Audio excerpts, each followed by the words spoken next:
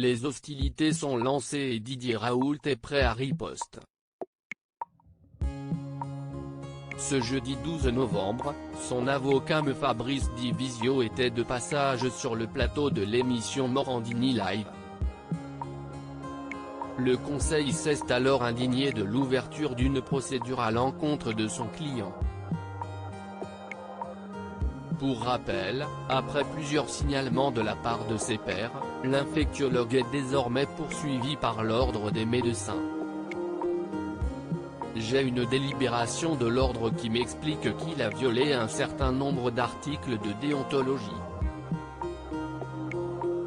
Mais pourquoi il les a violés, je ne le sais pas, a confié me Fabrice Divisio à Jean-Marc Morandini. Mais l'avocat estime que l'institution exerce son rôle de manière sélective puisque le directeur de l'IU Méditerranée Infection aurait été la cible de menaces de mort provenant d'un de ses pairs. Face à ces attaques, Didier Raoult n'aurait reçu aucun soutien de l'ordre des médecins. Il a reçu des menaces de mort de la part d'un médecin, qui est identifié. L'ordre le sait, accuse ainsi me Fabrice Divisio. Et de s'emporter, sur les réseaux sociaux, on insulte mon client, on le traite de charlatanisme. On a des médecins qui le traitent d'assassin. Quoi fait l'ordre? Rien. Il n'a rien fait depuis le début. Ils veulent se faire Raoult.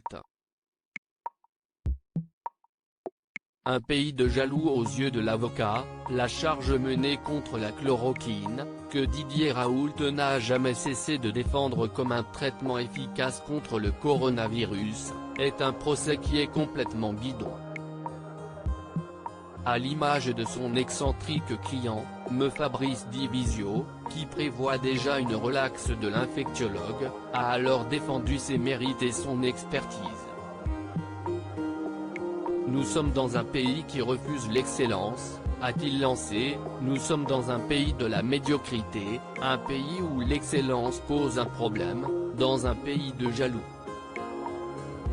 Pour l'heure, néanmoins, Didier Raoult est accusé notamment de charlatanisme après une multitude de signalements.